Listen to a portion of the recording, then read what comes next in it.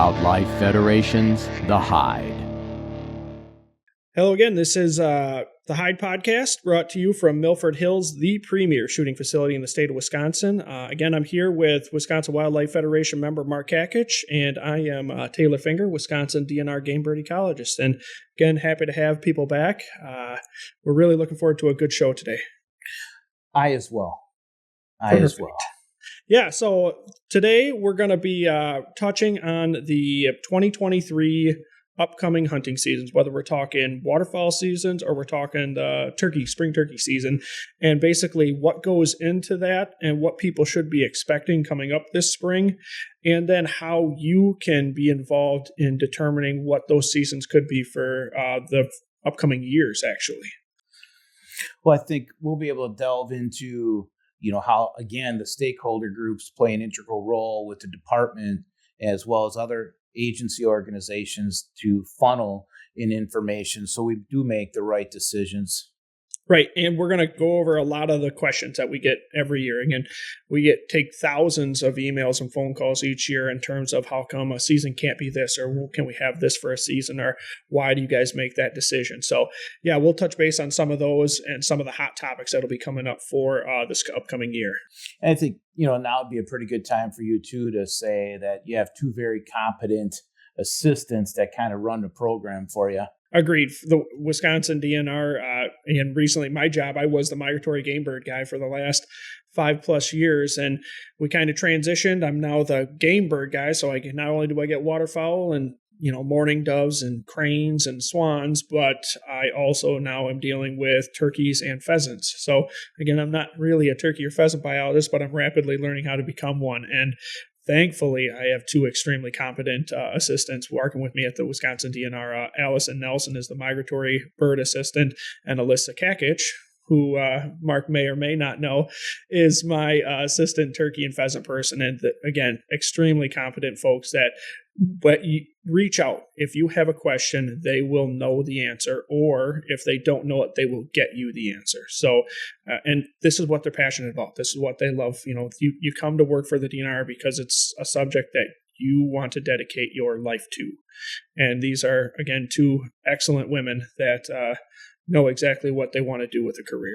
I took a phone call the other day from a gentleman that I know who I work with on a regular basis. And he says, "Hey, I got to ask you a question." And I'm like, "Oh, no problem. What you got?" So I'm thinking it's work related. And he's like, "Well, it's non-work related." And then I knew right away, like, okay, there's two reasons people call me and start off with that. And this one was, do you know, or is Alyssa Kakich related to you? I said, "Who? No, never heard of her before." And he said, "Oh, I called the DNR and she called you Dad." So yeah, I didn't want to claim her. Correct. Huh? Yeah, no. I had to find out where we were going first before right. Yep. So, let's jump into. We'll start with turkey. I think we'll kind of get that out of the way. For folks, we had the drawing that happened here just a couple of weeks ago, actually, and we mailed out cards. So if you either got the card or you're thinking you should have gotten the card, take a look on Go Wild, and you can go into your account and it'll actually tell you, which season did you get? Did you get A through F? And, was it your primary preferred option, secondary option? And again, all of that will be ready to roll. The bonus tags will go on sale in the middle of March. So again, be looking for that. There'll be, social media posts and press releases, and we'll send out an email blast for those of you that either didn't get your preferred option or want to, bag another bird or have another opportunity at another bird. So it's an interesting thing. So, I'll kind of go into it, right? Wisconsin is unique in that we still have a drawing and tag permit process for our turkey seasons. I know that there's hunters out there like, oh, how come we can't be like the Dakotas or be down south where, you get 2 tags and you get a month and a half to hunt those birds. Wisconsin has retained this tag system because when we go out and we ask hunters, do you prefer this format? The last time we asked it was about 3 or 4 years ago, and over 75% of turkey hunters said that they do prefer a tag and permit process. And it's interesting because the way we look at it is that hunters prefer less competition to actually bagging a bird. So it's one of those ones, I'm willing to sacrifice all of these additional days that I could be hunting this bird for the opportunity not to see somebody out there on the landscape. So that's really, and again, it's interesting when you talk about it, when you get 75 to 80% of turkey hunters approving a season and really liking the way the structure's set up, and they on average harvest about an 18% success rate on nowhere else. If you said you're only getting less than a 20% chance at killing a bird, but 80% of hunters are happy doing so, you don't mess with that. And that's that's why we continue to retain this. And again, fortunately, we've seen turkey numbers start declining across the country. Wisconsin's been holding pretty steady over the last 10 years or so. But across the country, Missouri, populations tanked. Out west, populations have tanked. And with this permit tag system, if we begin to see a decline in our turkey numbers, we can directly influence the amount of harvest that can happen, rather than before of, okay, here's a tag you can buy and this is how long you can go out and shoot. We can say, okay, well, we're harvesting birds, really high in the north. Well, we got to reduce those tag numbers. And interesting turkey numbers or turkey population and biology is that harvest is additive on turkeys, meaning that they're likely going to survive unless you shoot them. So by not shooting them, you can actually impact the overall population. So, which is different than, say, waterfowl, where we know that hunting and harvest is typically, we call it compensatory, meaning, there's a certain amount of birds that are going to die whether you shoot them or you don't. Harvest really doesn't impact the overall numbers, whereas turkeys, it really does have that influence. So having a permit and draw system like we have does allow us the leverage or the ability to make those changes and respond to feedback that we get from biologists, we get from the public, whether we hear and say, okay, well, turkey numbers are tanking, we need to do something.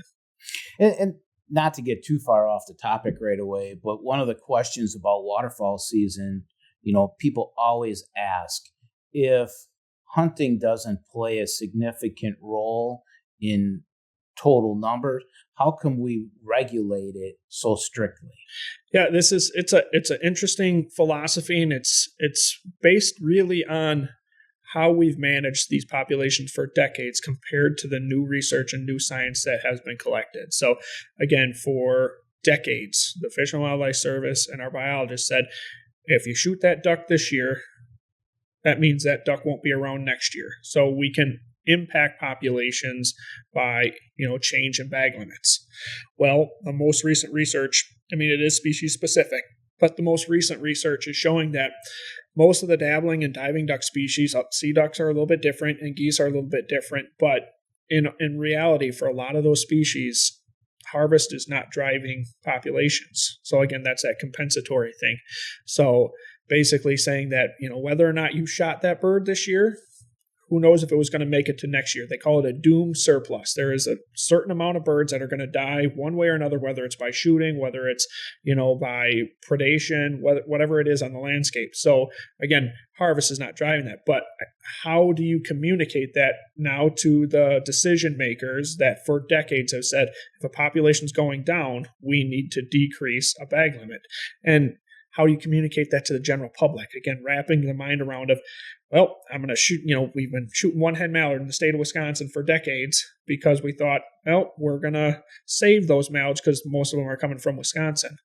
Well, we looked at all of the survival data, all of the harvest data, and it shows whether we shoot 0 mallards, 1 mallard, or 2 hen mallards, population survivability didn't change.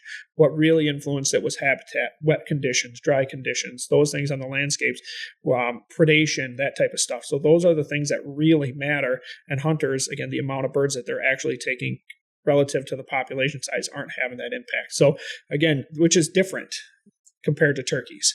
Again, turkeys are one of those ones that if we didn't shoot them, it's like a 90% chance that they were going to survive into the next year. And again, when we shoot them is a big deal. So if you guys recall, what was it, 5-6 years ago when we shifted the season a week later, it wasn't necessarily a popular decision from folks because those birds are gobbling early and those, we should be hunting them because they're gobbling. That being said, though, we know based on science, based on research, that shooting those dominant toms early in the season can drastically impact their ability to mate, reproduce, all that type of stuff. So giving them that break early while they're gobbling, while the hens are, have early, or they're super susceptible because they're gobbling a lot, you could really negatively impact the overall population. So that being said, it's one of those ones, if we get phone calls every year, why is the season not, they're gobbling right outside my door. I could be taking advantage of this, but we did it to essentially assist the turkey population to make sure that we have something stable as we continue into the future. And that's fantastic, because I think turkeys are growing, and the sport of turkey hunting is growing in popularity. And I think it's also a great way to introduce new hunters, because you don't need a whole bunch of equipment. It's relatively easy. There's tons of public hunting. And it's an adrenaline ride. Just if you are out there as, first time ever being turkey hunting, and you got a turkey gobbling and you don't see it, and it's just continually gobbling, getting closer and closer, there's nobody's heart that is not just pumping through their chest when that all of a sudden that bird pops up over the ridge, or all of a sudden comes out of the woods, and you're sitting there like, and again, they can see. So now you can't move, your heart's racing, you have to make a split-second decision. It's, if you don't get hooked on turkey hunting, then I don't know what you have to do. So let's talk about some of the questions that pop up in regards to what you mentioned in the beginning. We just got the yellow card in the mail. Yep. Most of us. Some of us, however, did not get the yellow card, hence the phone call earlier. And what people don't realize is how the process takes place. And one of the things that, we call it the barroom talk is, well, yeah, I talked to a guy down in Chicago and he got his first pick. Well, maybe his first pick was fifth period, right? Right. Because if you're an out-of-state hunter, how does that happen for you? Yeah, we're out-of-state hunters essentially get the last kick at the can, because we give preference to, I believe it's the military folks, disabled folks, and then landowners have a certain amount. Again, if you own 50 or more contiguous acres, you get a certain percentage gets initial pick, and then it's residents, and then it's non-resident. So again, if you're non-resident folks, typically they are hunting those last couple of seasons, because if they're hunting them on their own, in their own state of Missouri or Illinois, which is going to be earlier, then they're going to want to hunt a little bit later, coming back up to Wisconsin. So, but yeah, the way the process works is, again, we have we identify our turkey committee, which again are stakeholders, Wildlife Federation, Conservation Congress, National Wild Turkey Federation, and then DNR staff. We all sit down and we evaluate turkey numbers, turkey harvest, and when we assess how many tags should be given per each zone, and then per each season. And again, when we do a drawing system, it's completely random. And so you can put in for, okay, my primary is going to be, time period A in zone 2. A lot of people are putting in for time period A in zone 2. So if you don't get it, make sure that you have another option. The important one that hunters don't know is that don't put in a third option if you really, really, really want that time period and you don't get it this year, but you want it next year. Don't put in that third option, because that's how you retain a preference point. If you put in that third option, they're going to give you that third option and you didn't really get that preference point at all. So again, put it in zone, your first or your second, leave the third one blank. And then at that point, if you didn't get either one or you didn't get something, go and buy a bonus tag and try to, it won't be for the first period that you want, but maybe that, time period D, E, or F. And it might not even be for your second period, right? You could put in zone 2 period A, period B for your second choice, get neither. Yep. And then you still but then you would retain that point for the next Yep. year and have a much better chance at getting it for 1 or 2. Yep. Yeah. So yeah, that's those are the big ones that we've been getting is, hunters are like, oh, how come, my girlfriend, she's never turkey hunted before and she got her first option and I didn't get one. So again, it's completely random. We're not getting on folks. There's no super secret system that all of a sudden they get it because they've never applied before and you didn't get it because you've been turkey hunting for 20 years. It is absolutely random. So that's how it goes. And don't be surprised if you don't get your first or second option, especially if you are in one of those highly populated zones like zone 2 or zone 1. And you want those first couple of time periods because that's what hunters want. They want to hear turkeys gobbling. That's, that whether or not you're successful, you went out there and you worked a bird or bird called at you, you got to enjoy the morning. That's when people want to be out there. I mean, I personally, I have as much success in those myself in those last seasons as I do in those first couple because those birds aren't working the hens. Those hens are already been bred. They're looking. So if you're calling, they might not gobble back at you, but they're coming because you got an interested hen and you can be super successful doing so. It just tends to be a little bit quieter doing it. Well, I'm fortunate. I get to hunt with someone that he actually was one of the first folks in the department to help reintroduce turkeys to Wisconsin in some of the areas that we hunt. And, when I sit out there with him, I hear stories of, how the turkeys have repopulated and grown over the last 40 years. It's just almost an unbelievable story. Right. It's one of those ones that has, whether you see it with every type of reintroduction, is that successful reintroductions is that population will grow to a point that all of a sudden they actually become a problem. And then like where we were talking, I mean, you're getting nuisance birds in Wauwatosa or Milwaukee and they're chasing mailmen or they're chasing the people coming out of the grocery store and knocking them down and dogs are losing their minds or people are in a traffic jam for 15 minutes because the turkeys are fanned out in the middle of Main Street. But overall, turkey numbers in the state of Wisconsin, again, fortunately, are doing quite well. So we hear, especially me being new to the turkey realm, this was never something I ever had to think about. And the amount of phone calls that I got, like, oh, the turkey numbers aren't like they were 6, 7, 8 years ago. It's true. So, I mean, our peak turkey numbers in the state of Wisconsin happened probably a decade ago. And it's interesting because, again, from the science and the biology behind it is these birds, they basically exceeded carrying capacity. So this population grew to a point where there is more turkeys than the land could sustain. And that's what hunters remember is, oh my God, there were all these turkeys. And what happens is the land will stabilize itself. The population will stabilize itself at a lower level that is then something that it can be maintained, whether, we're talking harvest, you're talking habitat can sustain the amount of predation that's out there, but that's the population now that is normal or natural. And that's what we've been at for about the last decade is we exceeded that carrying capacity, it came down, and we've been stable, bouncing around up and down a little bit, but that's a normal population. Mm-hmm. We're not seeing drastic declines in turkeys across the landscape. Sure, locally, it's healthy. Yeah, locally, for sure, you could definitely see it. In my property, there are nowhere near as many turkeys as there were 10 years ago. That could absolutely be the case, but at a landscape level, at a population level, turkey numbers are doing quite good. Well, let's talk pheasants. Right? Yes. I mean, pheasants in the state are, they're about as man-made gets, right? It's like fishing on Camelot Lake, right? So let's talk pheasants for a minute. Sure. So again, pheasants, that the season for 2023 will be basically the same weekend that we've had each year in October. Again, we will likely, fingers crossed on everything, likely be releasing close to what we have in the past, which are around 75,000 birds.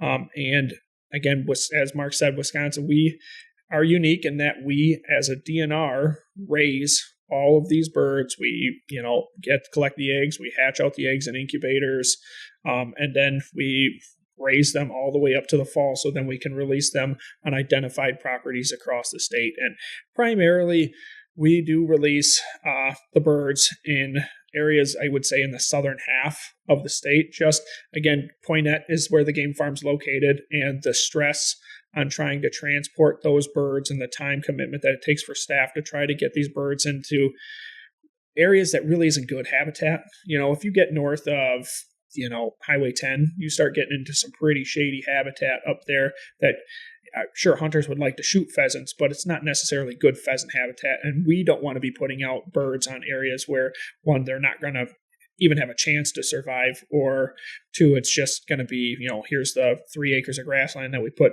100 pheasants on, and all of a sudden it becomes a shooting fest. So we really try to focus our efforts in the southern half of the state on what we've identified as good pheasant habitat grounds.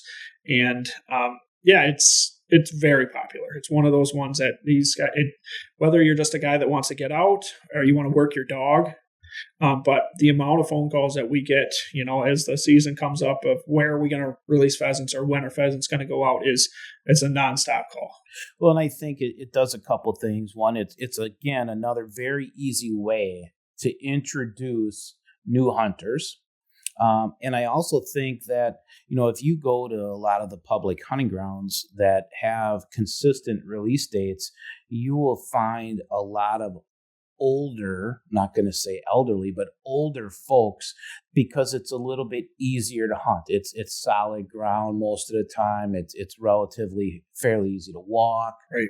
And if you have a dog, it keeps you young yourself. That's like, I want to get out. I got my dog, he wants to get out, and whether, any age group, everyone loves to watch their dog work bird. I ran across a guy, out in the middle of Horicon one time, and he says, "Hey, is that a 20 gauge?" I said, "Well, yes, it is." He's like, "Hey, can you do me a favor?"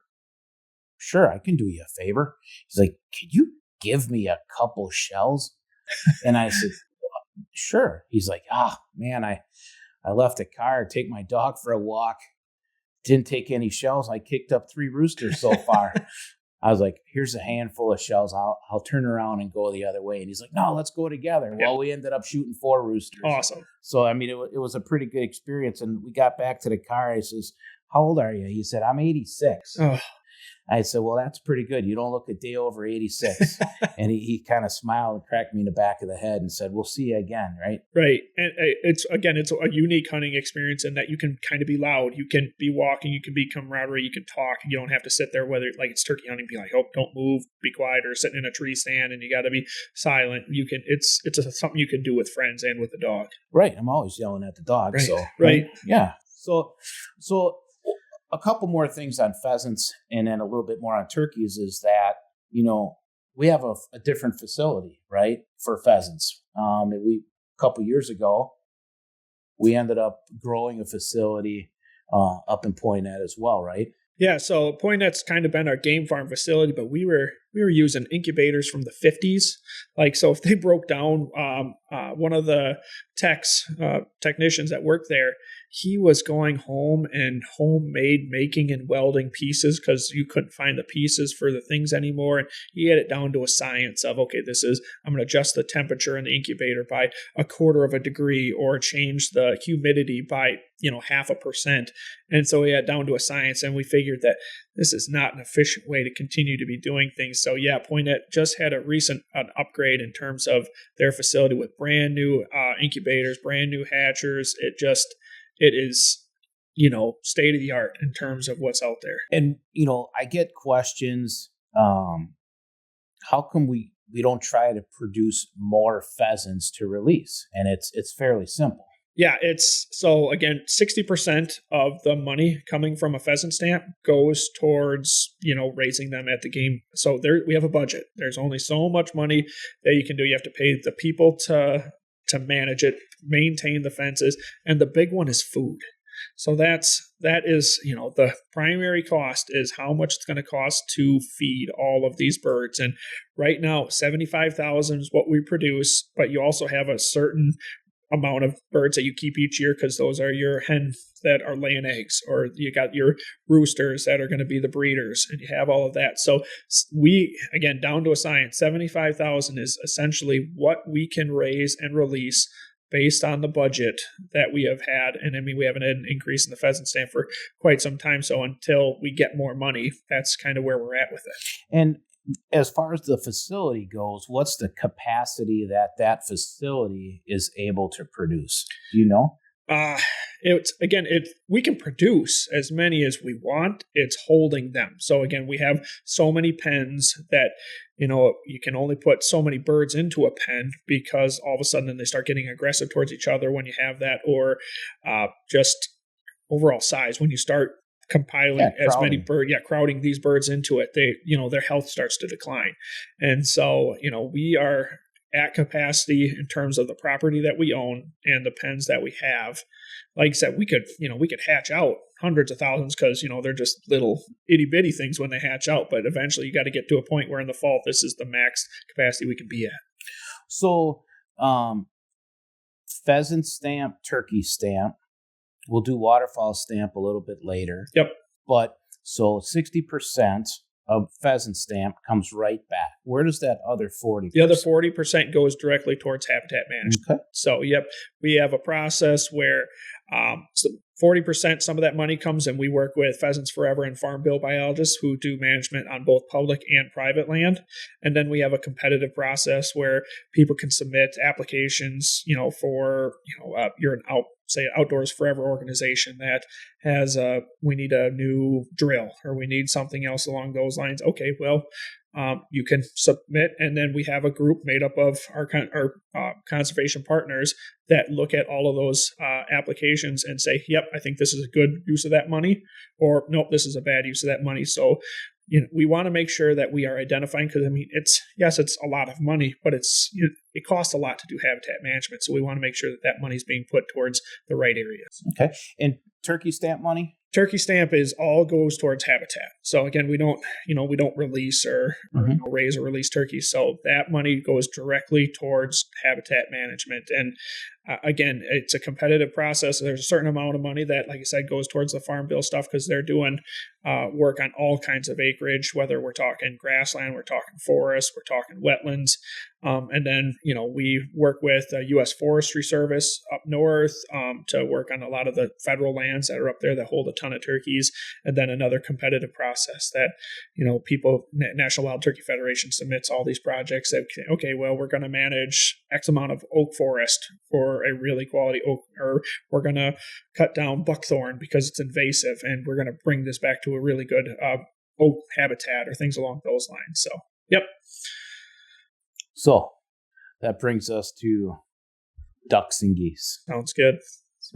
That's what I actually know. Hopefully everyone's believed me so far. You've been lying for the last 15 minutes. So pulling that, anyway, it's not important where we pulled it from. But so let's talk about 2023. Let's talk about, how do we set the season framework? When does it really start for us? Sure. So again, the federal framework process, we set our seasons based on the sideboards that are identified by the U.S. Fish and Wildlife Service. And we have to go through a process within the flyways to get recommendations to the feds that have to approve it. And then they give us our final recommendations, usually in late February. So then I can begin my process, say, okay, this is what our hunting seasons are going to be. These are the frameworks that are approved. Now I have to work with our conservation organizations and the public to say, what do we want within those sideboards? Again, we're allowed a 60-day season. Well, we can start the Saturday near September 24th and go all the way to January 31st. So where do we want to structure a season that's in there?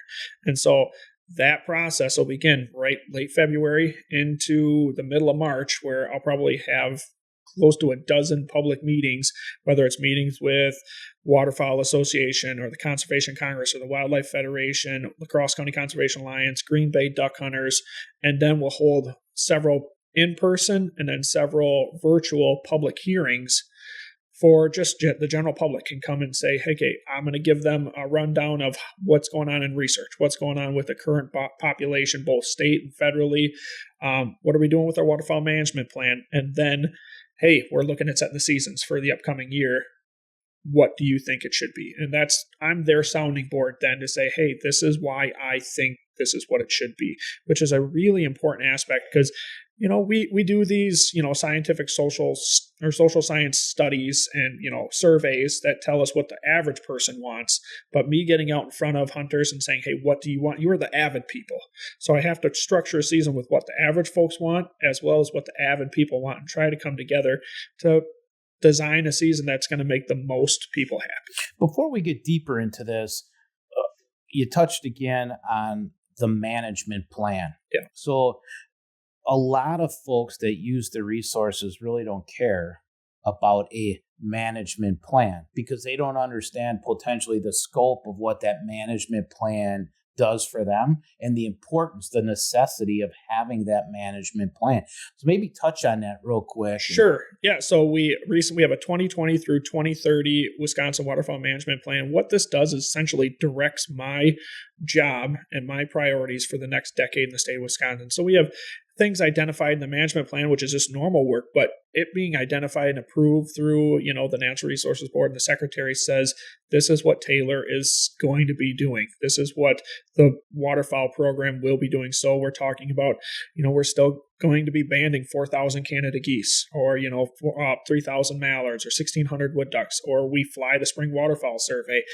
As budgets always get tight, surveys and those things tend to be the first things to go. So having a management plan that identifies those as priorities, like this information is critical to managing these populations over at least the next 10 years, is awesome for me to lean on, to say, hey, this has been approved. We're not going to be cutting this because this is important. And then we've identified things in there for things we can improve on, whether it's upcoming research, or we're looking at waterfowl health, or how can we improve things for hunters, whether it's better communication, something like this podcast where I can get this information out to you, or conducting fall surveys, or conducting, winter surveys. So people can, oh yeah, well, look at this. We have this many amount of birds on the second week of October or the first week of November. And so we've identified all of those within the waterfowl management plan as things that we would like to achieve in the next decade. And we've made some pretty serious headway over the last couple of years, considering, the COVID. Yeah, considering COVID, the parameters that we had to work within, and what, state staff and we're allowed to do. We have made some serious headway. So we're really looking forward to continuing to work with, one, the public, and two, the partners. And then third, our staff, making sure that this is something that we continue to carry forward with. And it's not just a book that we design and put up on a shelf and we pat ourselves on the back. This is actually something that we're going to be utilizing. And speaking about patting yourself on the back, you're not going to do it. However, I can. And a few years ago, when we brought this plan to the Natural Resources Board, the Natural Resources Board at that time said that this was by far the best management plan that anybody on the board have seen, and that they were, quite frankly, they couldn't wait to get feedback to see how things were going. And then the next year, basically, it was, hey, this is called COVID. Yeah. And so we got a little catch up to do. But again, the thing that I have to state is why this plan is as good as it is, and is that because it's not the DNR's plan. This is everyone's plan. This is, the Wildlife Federation's. We had so many people on a committee that helped design this thing, and that's the important thing, is you can't just make it a DNR plan, because then if the DNR says, hey, we're not going to do this, well, then it's not going to get done. Versus if it's everyone's plan, you can ask for help. You can rely on the partners that help directly put stuff into this plan to make sure that we can continue to do this. So we can reach out to the Federation. We can reach out to Waterfowl Association. We can reach out to Ducks Unlimited. We can reach out to all of those other organizations that says, hey, we don't have the time or staff to do this right now, but do you? And because they've spent the amount of time and effort into this, then things will continue to get done. So that's why. And a key piece of the plan built into it is the review of the plan yearly to create more or less a report card that we submit every year to the Natural Resources Board and to department management, and say, hey, this is what we did. This is where we're at. And to the public. And to the public, most importantly to the public. So anybody can call and ask you for the update, but this is really going to be coming up on the first year of somewhat normalcy. Yep. In the wake of the main COVID, Right. And yeah, we've got that grade card right now. I provide it to our conservation groups. I've given it to the department leadership, and right now we're working on a format to share it out with the public so everyone can see, and it's very visible. It's very upfront that this is something that the DNR is spending significant amount of time, and we're actually getting stuff done. Well, and I think it also helped bring to light the ability to tweak the plan, but also how we can potentially readjust some of your time and create open spots to be reallocated towards other aspects of your job that necessarily didn't get enough time because of, for whatever reason. Right. Yep. No, like I said, this prioritizes the work that needs to get done. And we can then take this and assess the amount of what's getting done now and figure out how do we get this other stuff done. Right. So, yeah. So getting into the waterfowl stuff, like I said, March is going to be the big push. We'll be collecting public input on how these seasons get set. And like I said, we've kind of upgraded how we've done this in the past. We used to just do public hearings and we would get, a couple hundred comments if we were lucky. So a couple hundred comments is what was helping set the seasons for 65,000 waterfowl hunters. And we had to bring it into the 21st century here. And we started using some online tools. So it's a survey that you can basically provide your name, your phone number, and your email address. And then we walk you through all of the season options that, whether we're talking how long do you want the teal season, when do you want the south zone to open up, when do you want the north zone to open up, all that type of stuff. And so it's just a checkbox rather than you having to take off 2 hours on your Wednesday night to come to a public hearing. You can provide your information readily. And what that's done is now we're sitting, near 2,000 or 3,000 comments that come in compared to 100 or 150. And it's really made a pretty significant difference in how we set our seasons and who our constituent base is. Because again, in the past, 150 comments, they were coming from 85 to 90% of the same people that always went to the meeting. Those were the ones that knew if I go to the meeting, I can really drive how the seasons get set. When we switched to this online social or online input process that we have, 90% of the people that provided comments that first year had never provided a comment in the last decade in the state of Wisconsin. So again, it was a group of people that didn't even know they could provide input. And now we've reached out to them through a different avenue. And I think one of the other things that happened, when this first came to be, my phone started to ring at an unprecedented level from what it normally would ring. And a lot of the folks said, why then are the stakeholder groups still necessary if you're going to rely on strictly public input? Well, it's not just strictly public input, right? Because if you just let the public provide 100% of the input, you lose a little bit of the background and consistency to be brought to the public in a manner where they can maybe have a different viewpoint. In most cases, the people who provide public comments are people who want to see change. So that's why you can't rely solely on the public input, because people that like status quo, they're happy with what it is. So they don't reach out and say, hey, good job, this is what we want. It's the guys, we need to be hunting later, or we need this, or we need that. So if you only rely on that public input, you're going to change your seasons every single year, because it'll be what's the new thing that somebody wants to get something changed on. So we rely on the public input. We rely on, our conservation organizations who represent tens of thousands of hunters that say they directly go out and ask their constituent base and like, oh, we're good with this. This is what we want. So they represent the large mass. And then, as I said, we do a social science survey every 2 years where we send out, 3,000 surveys to randomly selected waterfowl hunters, which gives us what the average waterfowl hunter wants. So you get the average, you get the input from the groups, and then you get the input from the public, which typically are the avid folks. These are people that took time out of their day to say, I want to give you comments on what the season should be, which tend to be the more avid folks. And you try to marry those together to get something that is what 65,000 waterfowl hunters want. Yeah, and a few years ago, the Wildlife Federation recommended for conversation and topic of discussion a new piece that would lump a season structure and framework into a 5-year process. So you didn't every single year have to hash out, when are we going to have opening day? Yeah. When is this season going to start? And I think that in itself is going to free up a significant amount of time for department and agency staff to reallocate and focus on other areas of that management plan. Yeah, this is a pretty significant change for the state of Wisconsin. We've been doing this as an annual basis. I go through, and whether it was me, my predecessor, my predecessor's predecessor, every year we would spend hundreds of hours in the springtime going through and asking the public for setting hunting seasons. And again, it's an important part of our job is making sure that, these are people that are paying the bills. This is the people that are providing, money towards that resource. So we want to make sure that we give them an opportunity.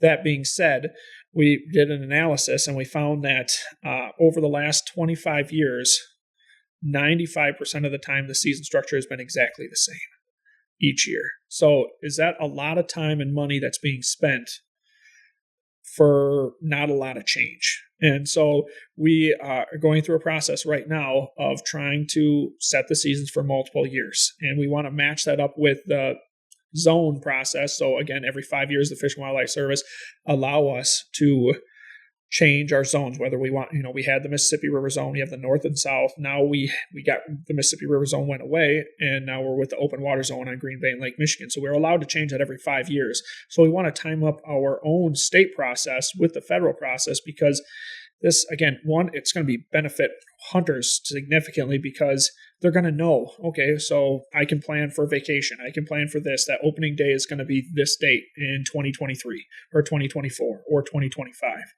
And so with this process, that's what we're going to be doing this year. Is we're in the middle of the zone time frame now. So we're right in the middle. We start in 2021. In 2021 is when we got the new zone process. So we're going to do a 3-year trial period of setting the seasons for 3 years. So 23, 24, and 25.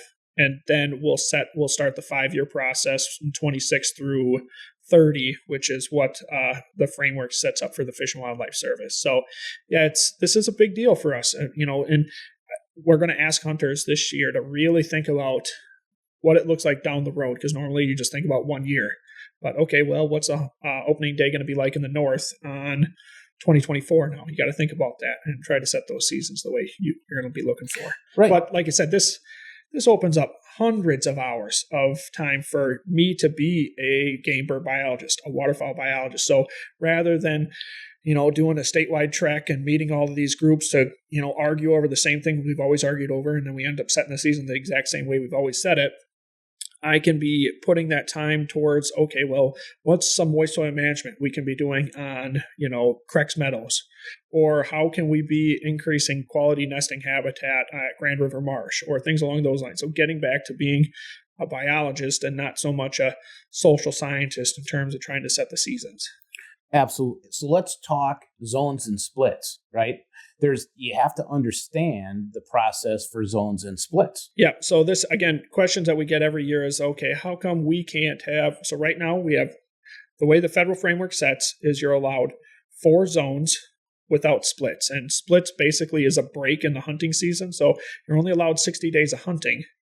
But if you have a split, you can take a certain amount of days off and add that on towards the end. So you're still only hunting 60 days, but the time frame might be 70 or 72. You have expanded the season, but you take time off in the middle of the season somewhere. So right now, the feds allow 4 zones with no splits, 3 zones with 1 split, which is what we're currently at right now, 2 zones with 2 splits, or basically a statewide zone with 2 splits.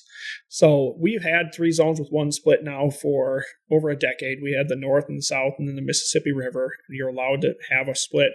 The north has not used it, and we did it one time, I think, in the last 15 years, just because the north, in most cases, they start the season as early as possible and run it 60 days, because the vast majority of the north just doesn't get to a point where it'll start freezing before the season ends. And then the river, for a while in the south, they used their splits. Again, you're on the Mississippi River. You got birds, teal early, you got wood ducks early, you got mallards early, and then you got your divers late in the season, so long as the river stays open. So for them, having a certain time off in the middle of the season to expand that range over the hunting period was a big deal. Same thing with the south. On the river, I actually had a conversation with Tyler Strelo about goose hunting on the Mississippi River, because I ended up getting some phone calls here again this year. This is probably the 3rd year in a row that I've been taking a handful of phone calls asking, why is the goose hunting season on the river opened later? And so I think that's going to be looked at, and maybe you can touch on that. Yeah, just some background on that. The Mississippi River zone still have a Canada goose zone, and there's been strong support from river hunters for quite some time to open their Canada goose season with their duck season, which is different than the rest of the state. The rest of the state opens their regular Canada goose season starting in the middle of September. So there's almost 2 or 3 weeks difference on the river compared to the rest of the state. And again, the argument from the Mississippi River hunters is that if you shoot Canada geese on the river, early. So before the duck hunting season, you're going to chase all of those ducks away from the river or into, refuge areas. And that's kind of been the argument that we've had for quite some time. But as you stated, we've been continually getting more and more comments from hunters, from our conservation wardens, from youth, in that if we opened up the river earlier, so like the rest of the state, there is a lot of Canada geese sitting on the river, which is hunting opportunity for not just regular hunters, but currently the youth can't hunt Canada geese on the river because it's not open during that time period. And then it's a discussion that we're going to continue to have because we see a lot of pressure already on the river. Iowa's open for Canada goose hunting. Minnesota's open for Canada goose hunting. You got all the fishermen that are out there running around up and down the river. So there's a lot of disturbances already happening. So that will continue to be a discussion as we go forward. Okay. So looking at 23 coming up here, some of the other things that, have been talked about, potentially bringing 5 Canada geese in for the entire season. So right now you can shoot 5 Canada geese during the early season, and then 3 Canada geese during the regular season, and then back to 5 Canada geese for the holiday hunt here in the South. Yep.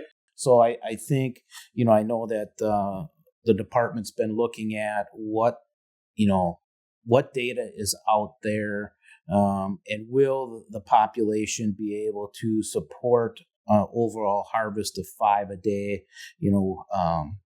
and I guess some of the harvest information came back as it probably can. I mean, there isn't really a definite. Yeah, Canada geese are interesting because we're dealing with 2 different populations. So if we were only dealing with our own local giant Canada goose population, we could be shooting 5 Canada geese a day for the whole season across the state, without a doubt, because that population continues to grow and we're having more and more nuisance issues with them. That being said, we have another population that migrates from Canada, and that was, 40 years ago, that was the only population of Canada geese. They represented all of our harvest.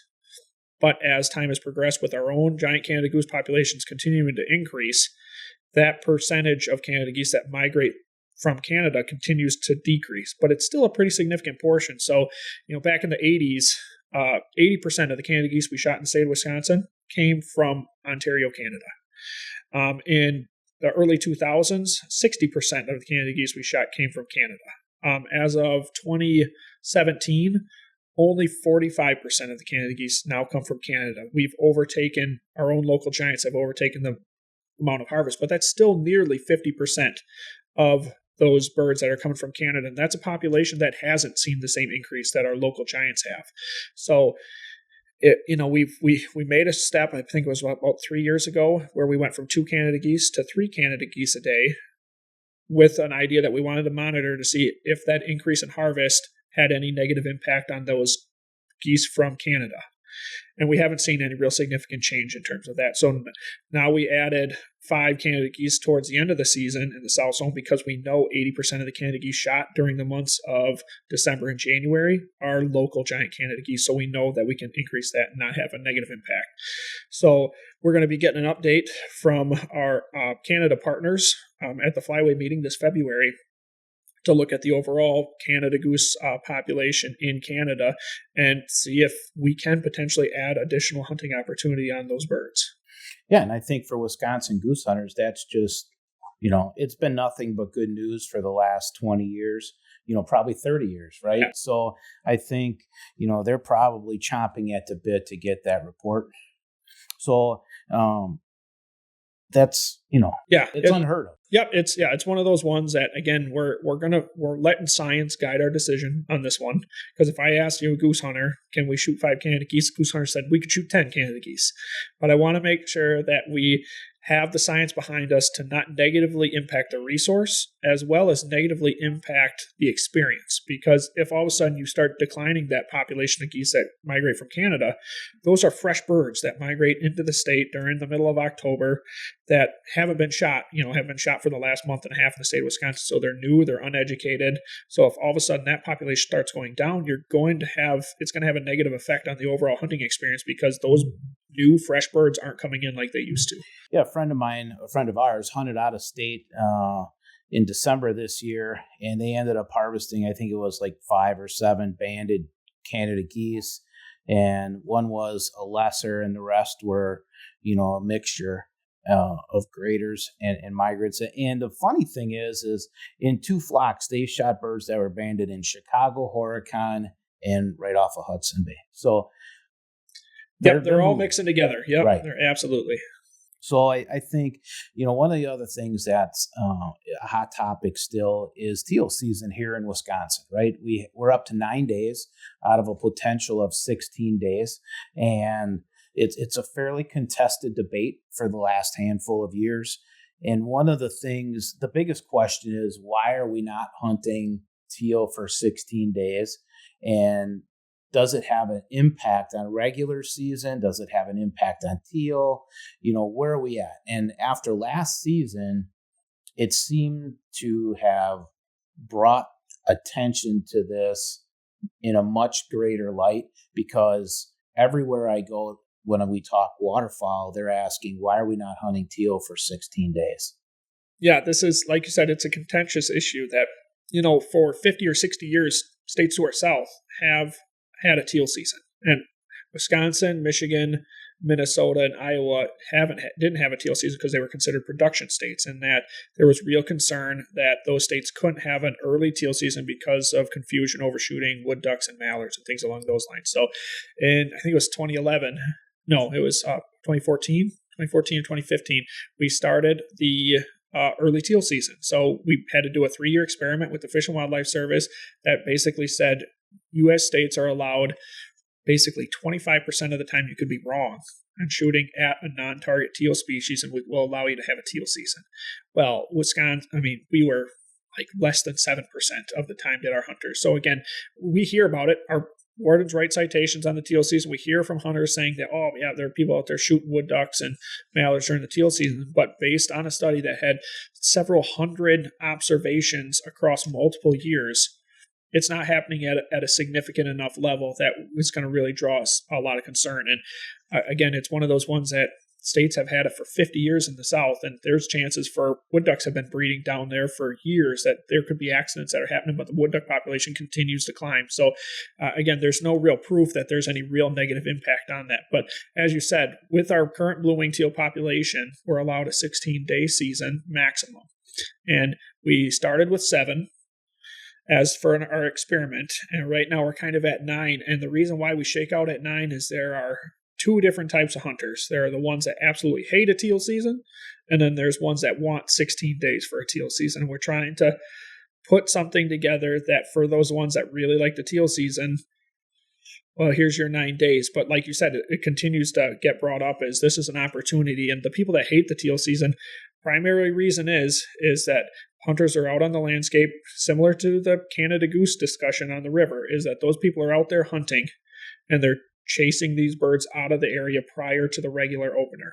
So their real concern is that if people are out there banging away on their local body of water, for 16 days prior to the opener's not going to be any good anymore.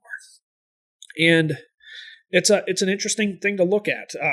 I've looked at the data. I've looked at our harvest data since we've had the teal season, and our mallard harvest during the regular season has not gone down. Our wood duck harvest during the regular season has not gone down. Our teal harvest actually has gone up, which is, I don't really know why, but we have not seen a negative impact at a statewide level of overall harvest on the primary species that we harvest due to the teal season. That being said, if you go out there and you have 10 groups on the one body of water that are shooting for 16 days, your opener is probably not going to be as good as it normally would have been, but at a local scale. So that's why it's important for hunters to scout. Scout. You have to go out. You have to take 2 or 3 days and before the season and say, hey, are the birds here? Or am I just going to go out and sit in a blind and then be mad because no birds were here, even though they haven't been here for the last 2 weeks? And we have a study that was done that said hunters that scout 3 or more times a year shoot 3 times as many ducks as people that don't scout at all. So that's one of those ones behind the teal season is there's no proof or no evidence at a statewide level that it's had a negative impact. But at a local scale, sure, it absolutely could, but you have to do some legwork to find where those birds are at. So in regards to then teal season being 16 days, as my position with the Federation and what we try to bring to the public is we need to make sound decisions that are based off of science as well as education, mixed in with a little bit of the social dilemma of hunting in general, right? So right now, there's no science reasons for not having a 16 days. It's just whether or not somebody wants a 16-day teal season or a 9-day teal season. So for me, I always try to err on the side of opportunity as long as there's no biological or science reason per se to say, no, we should not do this. Right. And, the department's stance is for something like this, there's no biological concern one way or another. It's all social. So, again, that's where we rely on you guys as organizations, rely on the public to tell us, what's a season structure that's going to provide, additional opportunity and a quality hunting experience. And again, I'm not sitting up there making the decision. We want a 16-day or a 0-day. We're just directly related to the amount of people that reach out to us, what our hunter surveys say, and what our conservation organizations say. Absolutely. So open water hunting. Yeah. Open water hunting is probably the fastest growing waterfowl sport. Yeah. And in Wisconsin, it's by far has grown from leaps and bounds since I've started hunting. I mean, when I started layout hunting on Lake Michigan out of Milwaukee, I would be it or maybe one other group. And that was a rarity. Well, now you go up to Green Bay and the parking lot is packed with layout boats, walleye fishermen, muskie fishermen. Yeah. I mean, it's significantly increased the number of waterfowl hunters on the bay and lake. Right. Yeah. It's like you said, it's the fastest method of waterfowl hunting that is continuing to grow. It's one of those ones that it's a very unique opportunity.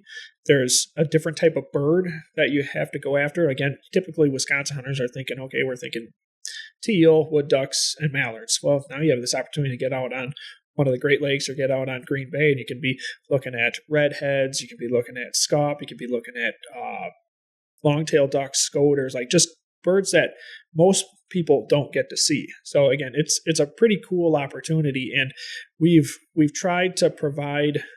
It's a tough one. It's a tough regulatory one because there's a lot of things that go into it. Like we are fortunate enough to actually increase opportunity this last year in that.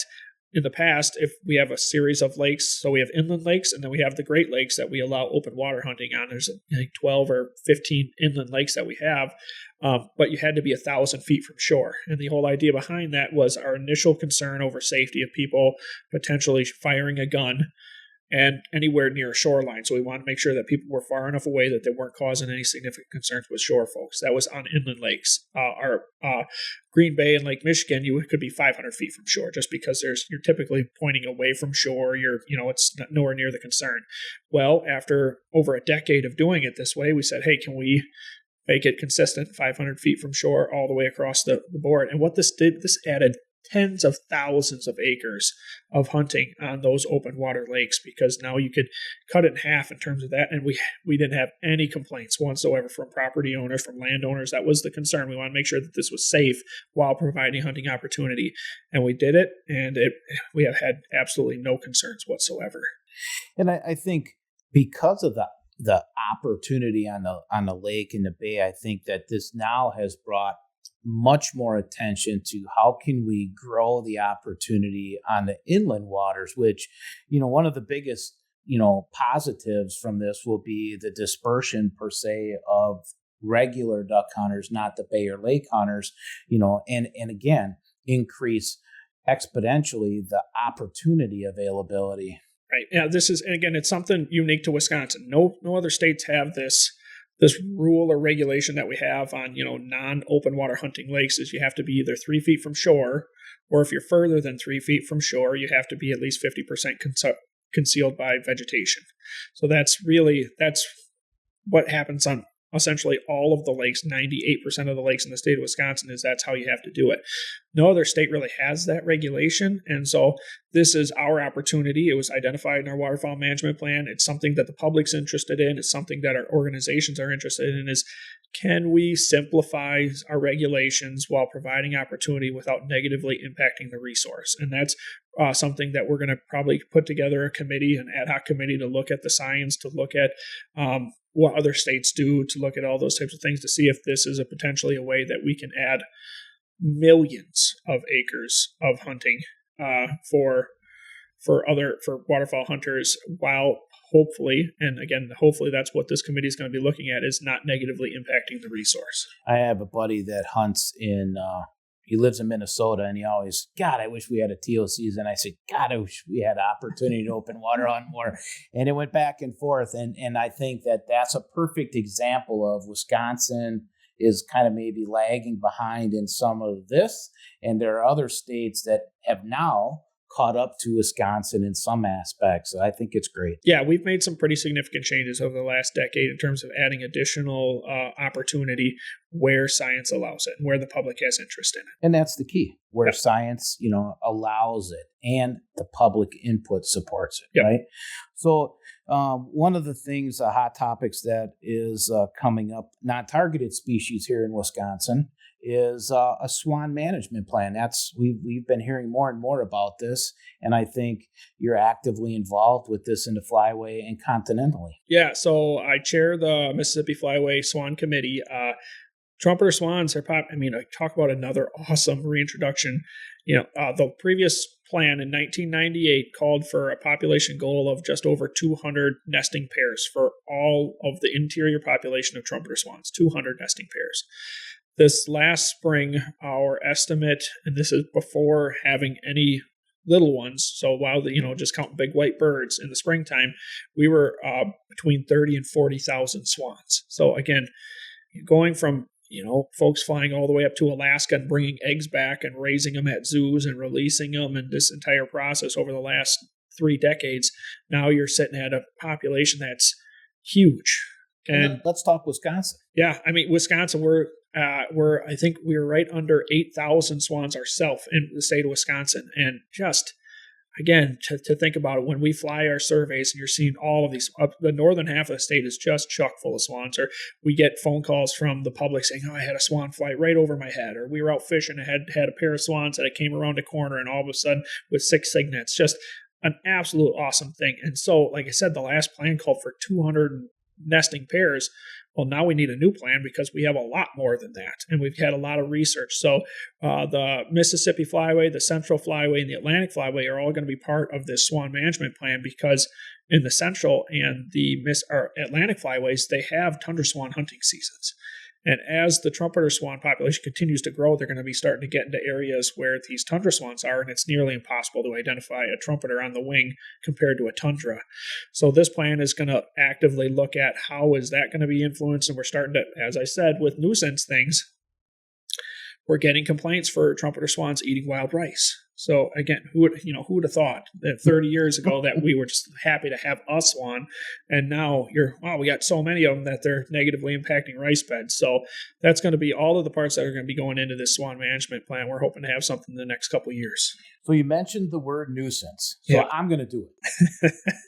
If I didn't do it, it just wouldn't be right. So,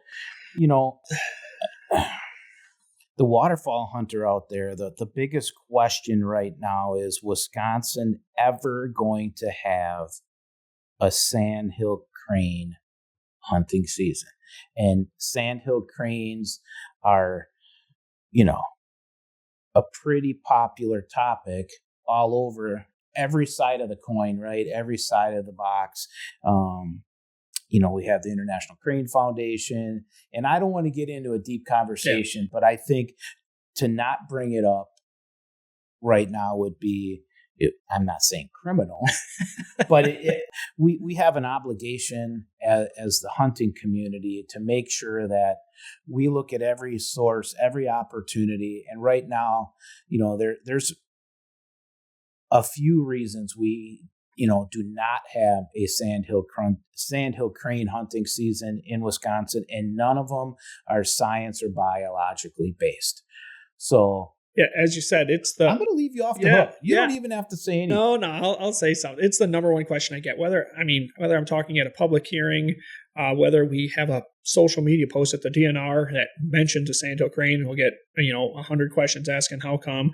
I was at a church event and had somebody come up and ask me. It doesn't matter where I'm at, the question comes up, and again, the short answer is it requires legislation in the state of Wisconsin to have a sandhill crane season. The DNR cannot just create a hunting season on sandhill cranes because it has to be designated as a game species, and then a permit and quota system would have to be put in place, which has been required by legislation in all other permit and quota species. So yes, as a flyway, we have a management plan that clearly outlines, what is expected to create a sandhill crane season, and, what are the things that have to be followed in order to do so. It's a controversial topic in the state of Wisconsin. It's one of those ones where, we have a lot of cranes. Again, biologically, we have more cranes than what the management plan calls for. Wisconsin has a significant number of those cranes, and people see them. However, 30 years ago, nobody saw a crane. And so it's this prehistoric looking bird that, people think we're on the edge of extinction. And now all of a sudden we got them at a point where they're causing nuisance. They're causing problems. You see more cranes now at HorCon than you do Canada geese. So again, one of those things that this is the DNR's role as we provide education and information. And, whether that's to the public, whether that's to legislators, whether that's to our conservation organizations. And until legislation is, passed, we're just kind of providing that information. And then if it were to get passed, then my responsibility is to go back to the flyway, work with the state of Wisconsin to determine exactly what's a safe and responsible way to manage a hunting season that's not going to negatively impact the overall population, and then not target any non-crane species as well, or non-sandhill crane species as well. And I think at some point we will discuss this in maybe one or two podcasts, because I think it's something that we cannot not address. And I think, there's so much to be spoken about on the topic. And I think it's my obligation with the Wildlife Federation, along with the other constituent groups, to address this and to work with the department and other stakeholder groups to make sure that someday, if we do have a sandhill crane season, that it is a crane season that we can go back and say, we're proud of how it is designed and implemented. Right. Yep. Again, there's nobody, whether you're an avid hunter or not an avid hunter, wants to see a season on something that you negatively impact the overall population. That's just not who we are. Right. And so now we'll take you off the hook. Perfect. So we talked about it. We'll put it in the box for a while, right? But like I said, I think if we didn't bring it up, I would not be doing justice to the position that I have with the Wildlife Federation, and I have to give you a hard time a little bit, about something, right? But so really, the last thing that I want to talk about is the federal duck stamp real quick, the state duck stamp real quick, and we'll start with the state duck stamp, and I just want to give a quick shout out to Sam Tim, who is the state waterfowl. Ran the gambit. Yeah, ran the gambit. State waterfowl, state turkey, and state pheasant stamp artist for the upcoming 2023 season. Yeah, so, he had 3 awesome entries, and again, Sam Tim's a previous winner too. Right. He's Congratulations. had a couple wins in previous years. So yeah, we at the Waterfowl Expo, it's another thing at the Waterfowl Expo. At the Waterfowl Expo, we displayed all the art and had the judging contest there, and we had representatives from National Wild Turkey Federation, Pheasants Forever, and Wisconsin Waterfowl Association, all judged. I think it was almost 60 pieces of artwork for all 3 species, and it was again a super cool thing to do, and you get to see just some really skilled stuff, as well as just stuff from. We have kids like 15, 16 years old that are submitting artwork, and they, the public can come out and just see that. You get to see that people are really interested in it. Well, it's especially with the kids, they have this glowing look about them that that's mine. That's my picture right there. And that's my duck stamp right there. Yeah. Hope so. right?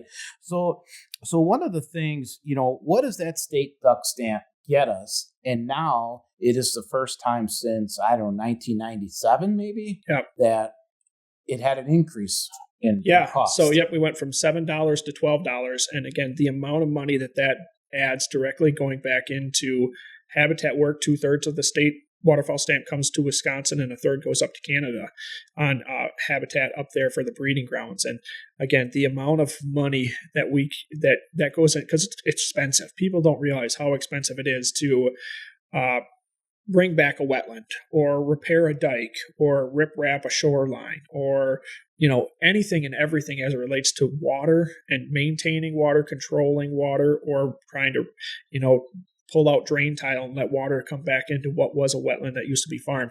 It's expensive. And so having that extra money that all of the public supported, that was the big thing. Like every hunter was saying, okay, we understand the cost of doing business has gone up a lot since the mid 90s. So we need to give you some more money because you can't. And that's what $12 was essentially, from $7 to $12 was the cost of inflation.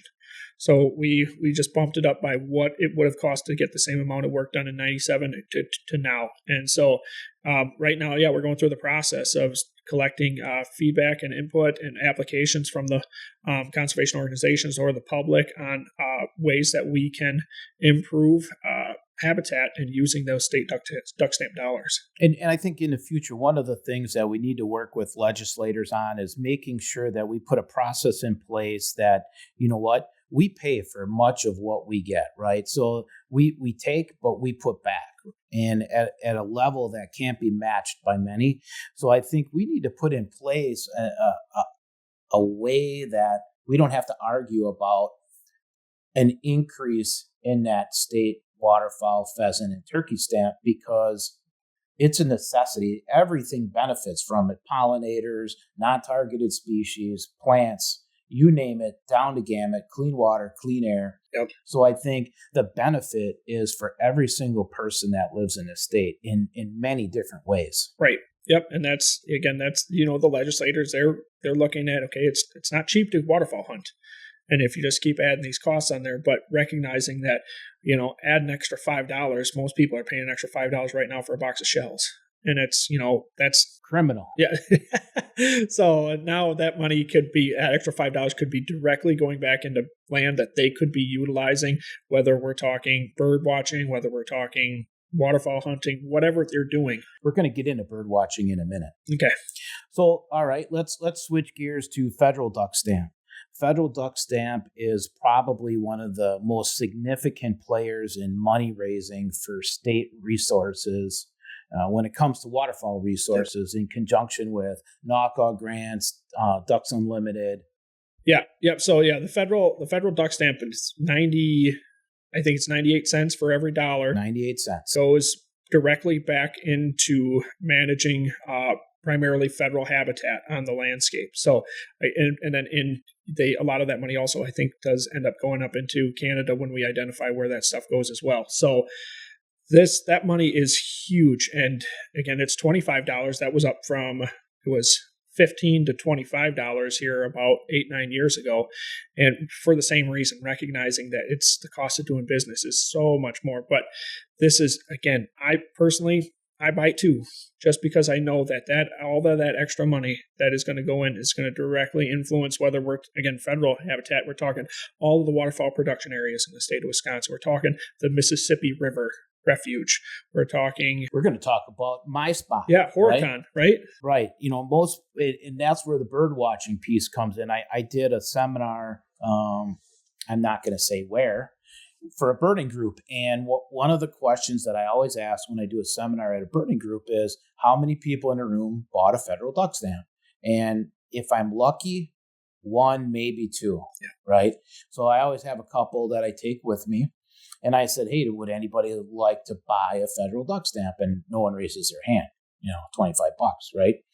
I don't have $25 in the pocket either right now, but anyway. So then I said, okay, how many folks in here in the last year went to Horicon to go birding? And every person in the room raised their hand, including Arizona, Alaska, New Mexico, and Colorado. Yep. Okay. So they all went to Horicon on their trip to Wisconsin. And then I said, okay, great. And none of you have ever bought a federal duck stamp. And they said, we've never bought a federal duck stamp. And the comeback to that is because I don't go hunting.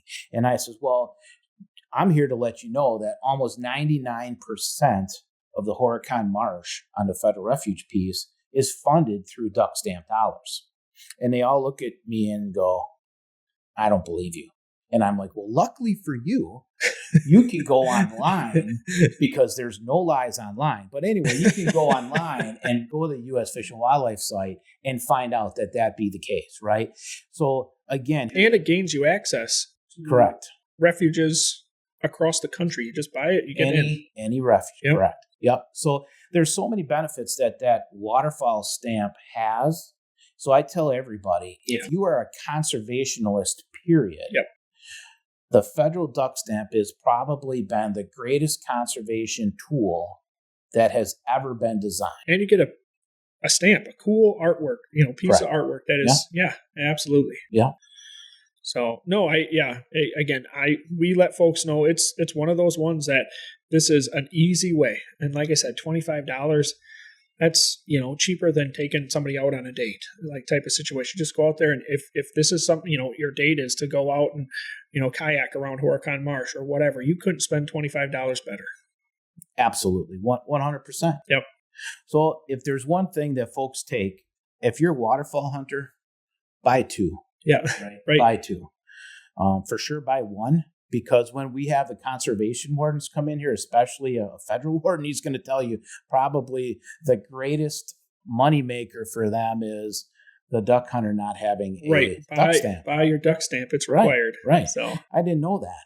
Yeah. Oh, well, now you do. Yeah. By the way, well, anyway, we'll save that for another day. Yeah. So just a quick, for upcoming podcasts, for folks to recognize, I'll be heading to the Mississippi Flyway at the end of the month of February. I get to be in Louisiana on Mardi Gras, so I'm sure we'll find some non-work things to probably be doing as well. I'll be thinking of you. But yeah, I'll give an update on some of the research that's happening at the Mississippi Flyway. We'll be talking about waterfowl health because avian influenza, it's going to be coming rampant back up. It's already starting. We're starting to see stuff from some Canada geese and snow geese in the southern half of the state. So it was a big deal last year. It's likely still going to be around for this year. So we'll talk on where that's at, what people should expect, and how it's continuing to progress through North America. And then what a report from the southern states, how was the hunting? I know Missouri was froze solid this year, which hardly ever happens.